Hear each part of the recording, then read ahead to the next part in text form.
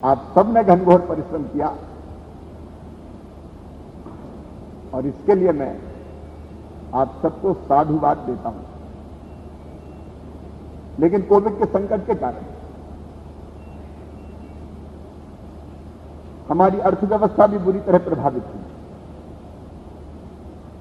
आज जो हमारे विचार के विषय है उसमें से एक कोविड नियंत्रित हुआ है, खत्म नहीं हुआ है। अभी आज ही आप अपने अखबार पढ़े होंगे, इंग्लैंड में फिर से केस बढ़ना शुरू हो गए।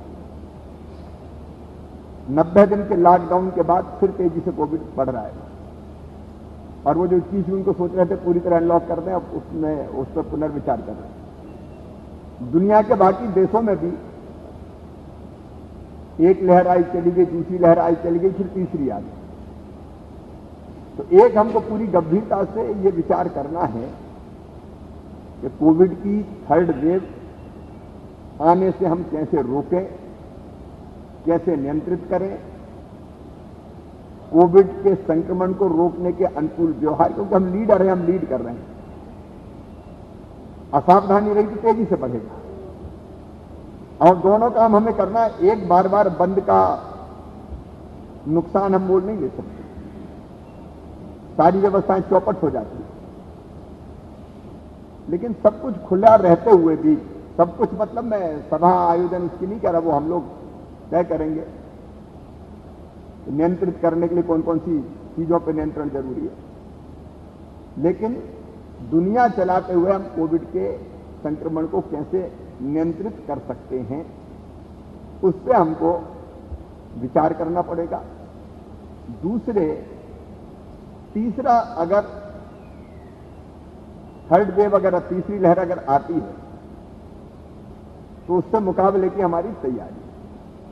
देखिए, पहली बार लॉकडाउन था, लॉकडाउन के बाद धीरे धीरे बढ़ा था, चीजें संभल गई थी। दूसरी बार वो दिन अपन भूल नहीं सकते कभी, जब ऑक्सीजन का संकट था। मतलब विश्वास जी, प्रभुराम जी बैठे, हम लोग रात भर, आप भी सब इंतजाम में लगे थे। टैंकर का इंतजाम, कहीं ऑक्सीजन का इंतजाम, सबकी भूमिका थी। लेकिन रात भर आंख नहीं लगती थी कि अगर टैंकर नहीं पहुंचा तो फिर क्या होगा।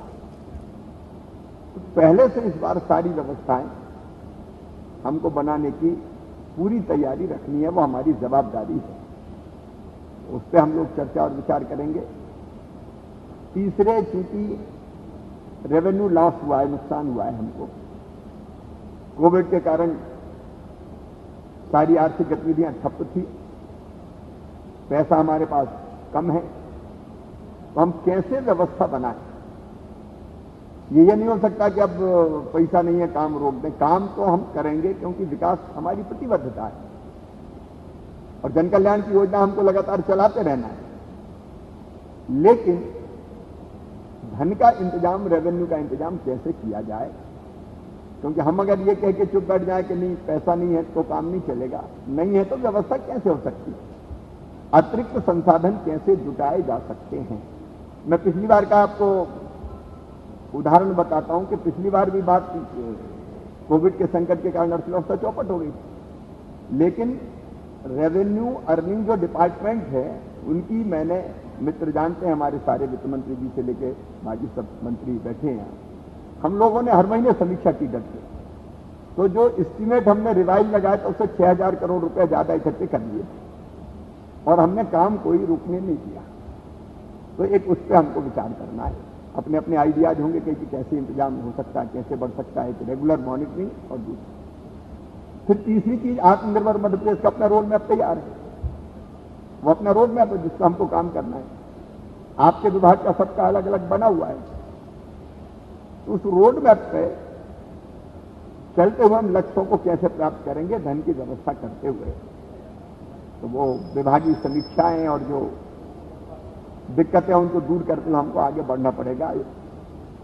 दो और महत्वपूर्ण विषय स्वास्थ्य के बारे में मैंने चर्चा कर दी। एक है शिक्षा, उस पर हमें जरूर सोचना चाहिए। मुझे इस समय लगता है बच्चे कई दिनों से स्कूल नहीं गए, कॉलेजेज भी खुले नहीं, तो ऐसे में क्या करें। शिक्षा समूह हमारे मंत्री साथियों का बना हुआ है, वो जरूर अपनी बात करेगा कि टेक्नोलॉजी का इस्तेमाल करते हुए क्या शिक्षा देने का क्रम जारी रह सकता है और क्या तरीका हो सकता है, क्योंकि बच्चे भी अब कुंठित भी, परेशान भी हो रहे हैं। तो हमको उस पर भी निश्चित तौर पर विचार करना चाहिए। एक पिछली बार हमने विचार किया था सार्वजनिक संपत्ति का सुप्रबंधन कैसे हो। कई बार कई चीजें हमसे अनदेखी रह जाती है। पिछली बार हम लोगों ने चर्चा की थी कि इधर उधर जो हमारी संपत्ति है बाहर है, उसको हम कैसे, उसमें से लोक संपत्ति अपन ने वो विभाग बनाए थे अलग, उस विभाग ने काम करना शुरू किया। मैं एक दो उदाहरण आपको देता हूं। कई जगह जैसे सीहोर के पास ही शुगर मिल की 3-4 हजार एकड़ जमीन, एक उदाहरण के तौर पर बता रहा हूं। हम कभी गंभीरता से सोचते नहीं, लोग लड़ते लड़ाते रहते हैं। तो ऐसी डबरा के पास एक बहुत बड़ी जमीन है। मैं ये इसलिए कह रहा हूं कि इनका सुप्रबंधन कैसे हो, सदुपयोग कैसे हो, उसके बारे में हमको सोचना चाहिए। तो हमारी जो शासकीय संपत्ति है उसका सुप्रबंध हो, उसका ठीक उपयोग हो। ऐसे अनेकों विषय है जिस पे हमको विचार करने की जरूरत है। उसके साथ साथ गरीब, किसान, माताएं बहनें और बच्चे, उनके कल्याण के लिए कई योजनाएं हमने बनाई है। उन पर किसानों पे भी हम थोड़ी चर्चा करेंगे। अनेकों चीजें हमने की है और क्या सोचा जा सकता है, गरीबों के लिए क्या सोचा जा सकता है, माताओं बहनों के लिए, बच्चों के लिए क्या सोचा जा सकता है। अगर कुछ आइडियाज आते हैं तो उनके बारे में हम लोगों को चिंतन और विचार करके हम आगे कैसे कर सकते हैं। फिर वैक्सीनेशन का अभियान, ये बहुत महत्वपूर्ण है थर्ड लहर को भी, थर्ड वेव को भी रोकने के लिए। तो वैक्सीनेशन को जन अभियान कैसे बनाएं, साधारण तरीके से नहीं, जुलाई से पर्याप्त डोजेज प्राप्त होना शुरू हो जाएंगे हमको। और मैं प्रधानमंत्री जी को हृदय से धन्यवाद देता हूं, मंत्रिपरिषद की तरफ से, आप सबकी तरफ से, कि उन्होंने अब ये काम अपने हाथ में ले लिया है। बीच में कुछ राज्यों ने ये चर्चा की थी कि केंद्र क्यों करे, हम क्यों ना करें, और उस चक्कर में फिर ये हो गया था संघीय ढांचा है, राज्यों को अधिकार दो, इतनी उम्र के बच्चों को भी लगाओ। तो फिर केंद्र सरकार ने तय कर लिया कि भाई राज्य चाहते तो राज्य लगाए, लेकिन वो प्रयोग सफल नहीं हुआ। राज्यों में खींचातानी हुई, डोजेज मिलने में दिक्कत हुई, कहीं ने ग्लोबल टेंडर कर दिए तो कोई आए नहीं ग्लोबल टेंडर में। अब बाद में फिर प्रधानमंत्री जी से आग्रह, या हमने भी आग्रह किया था कि अंततः आपको ही संभालना होगा, तो प्रधानमंत्री जी ने वो काम अपने हाथ में लिया।